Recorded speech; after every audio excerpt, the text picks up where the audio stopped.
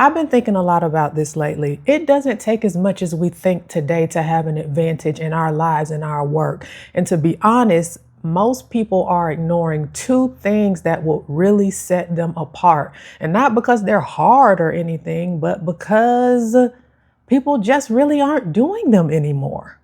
And that's what I want to talk about in today's video, because I think a lot of us as ambitious women, driven women, goal oriented, responsible women, we've just come to a place of believing, having this deeply ingrained thought that our advantages in our lives and our work comes from doing more, working harder, staying busy in all of the things. But what I've noticed is a real advantage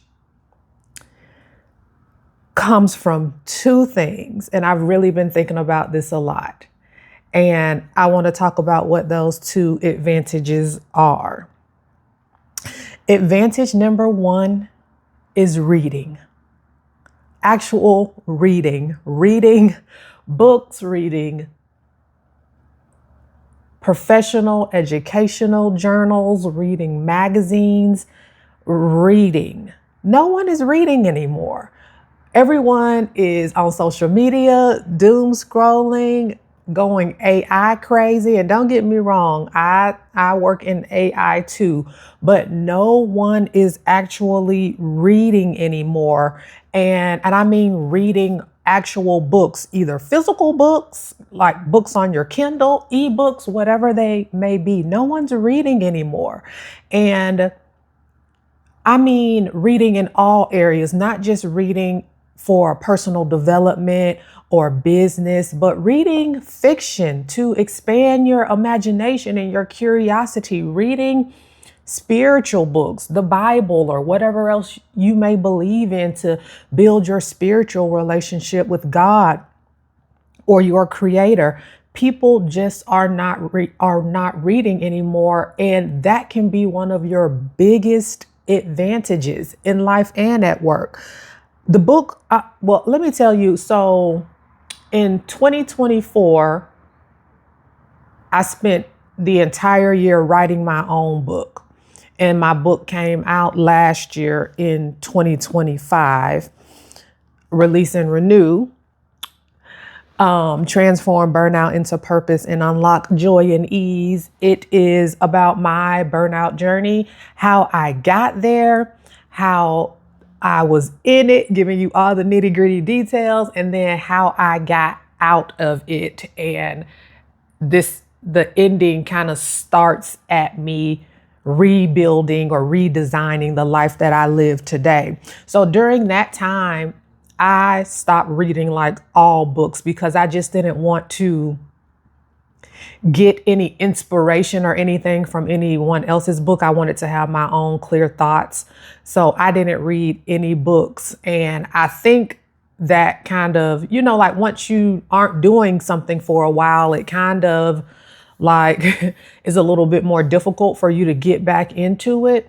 And that's how I was with reading. I remember a time I was a avid reader, again, reading all types of books. Of course, I was deeply connected to personal development and self-help books and business books, but I also love to read fiction too. And that was one of my goals, well, that is one of my goals this year in 2026 is to read more fiction. I will say the book, I have not done that yet. I have not done it yet. I do have a list of some fiction books that I do want to read, but I have not started reading my fiction books yet. The book that I'm really trying to get through that I've started reading and have been reading for months is this book, Your Money, Your Life. 9 Steps to Transforming Your Relationship with Money and Achieving Financial Independence. It's by Vicki Robin and Joe Dominguez.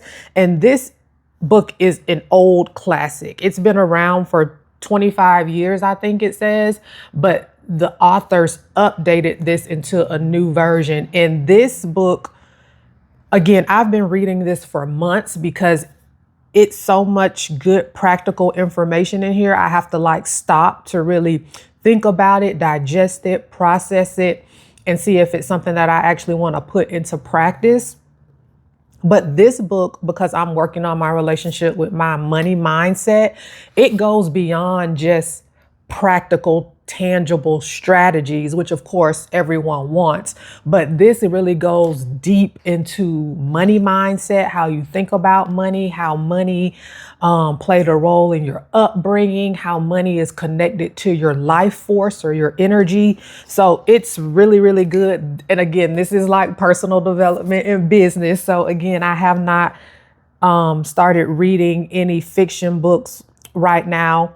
One of my girlfriends was reading a lot of the Kennedy Ryan books, and that's really not my thing. I know a lot of the girls are reading Kennedy Ryan right now. And don't get me wrong, I'm here for a good romance or novel. Back in the day, I used to read Eric Jerome Dickey. So I'm one of them girls. Like, so I just took you right way back. I think every time one of Eric Jerome Dickey's books came out, I was there to buy it.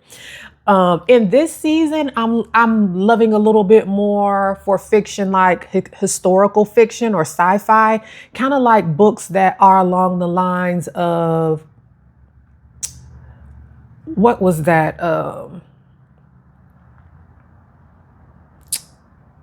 Geez, I can't think of the title. It's right on the tip of my tongue. It's right on the tip of my tongue. That show that was on HBO with Jonathan Majors, that sci-fi show.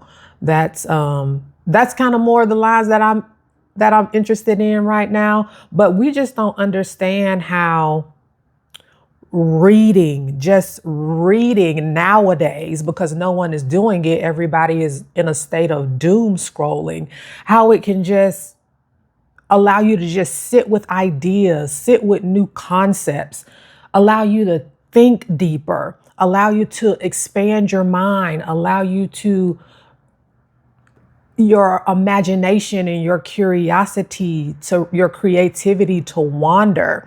And again, people just aren't critically thinking, aren't using their minds and reading in that way. So reading is an advantage today that can definitely get you ahead in your work, in your life, just simply because other people aren't doing it anymore. People just aren't reading anymore. And the information that they are reading is just, again, social media, blogs, news channels, and we never know what's fact or fiction there. And again, if you're interested in my book, it's down in the description box if you're interested. So that's advantage number one. Advantage number two is taking care of yourself. And I'm not just talking about that self-care stuff. I'm talking about your body, your mind, your energy, your spirit, all of the things. Taking care of yourself. Asking and thinking about, are you resting? Are you moving your body every day? Are you doing some type of physical activity, even if it's just working? Are you eating and consuming food in a way that supports you, not overindulging on junk or excessively drinking alcohol? How are you taking care of yourself? Are you creating something? Are you giving yourself space to think and to be, rather than just doing and executing? Are you taking care of yourself, mind, body, and spirit? People definitely aren't doing that these days. And you can tell. You can tell because everyone, and I get it, it's a lot going on in the world right now, especially as I record this video. And if you're watching this video months or years from now, I'm sure there'll still be something going on in the world. But you can tell that people really aren't taking care of themselves holistically just by everyone is super anxious. And again, I understand why. People are riddled with depression. People are overweight. People aren't working in purpose and working in alignment. Doing aligned good work, working in your purpose, that's a form of taking care of yourself. And people just aren't doing that anymore. People are around here just empty, running on empty, empty on energy, empty on creativity, empty in their minds, empty in their bodies, empty in their spirits. People are empty.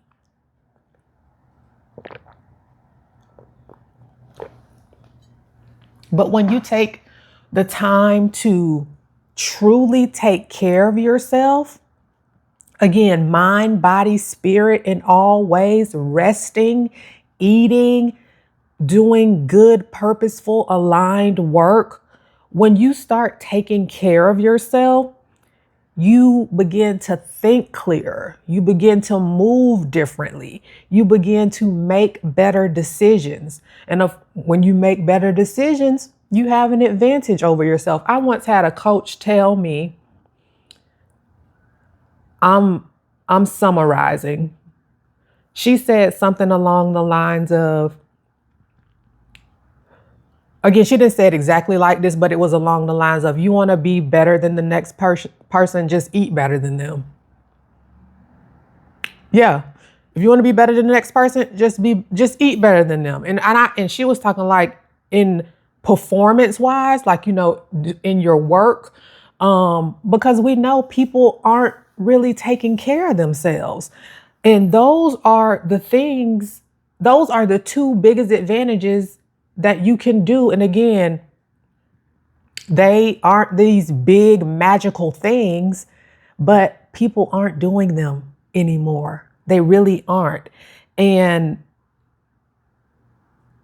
in addition to people not doing them anymore, people definitely aren't thinking about reading and taking care of yourself as a strategy to not only have an advantage in your life and in your work, but just live a life that you desire. Taking care of yourself is a strategy. Reading and consuming outside of social media, outside of doom scrolling, outside of the things that aren't probably the best, that is strategy. Because when the world is, I have written in my notes here, when the world is filled with people who are just walking around here exhausted and distracted, I mean distracted like zombies distracted, your well-being is one of your biggest advantages. It just is. I've seen it be fruit in my own life, like over these last 3 years, as I'm rebuilding after my corporate career burnout. I took a 1-year sabbatical. Now, back in corporate America, I'm building a business. I'm doing a lot of things. I completely transformed my life. If you've been watching my videos over this 100-day journey, I was so burnt out in my corporate career. I was 60 pounds overweight on anxiety medication. Girl, I got off those medications years ago. I lost that weight all naturally, like no type of pills, medications, surgery, anything, just a true life transformation. And I'm not saying all of this happens overnight, or you should do this overnight. I'm just putting it out there that reading and taking care of yourself, advantages that other people are overlooking and can definitely be a benefit for you.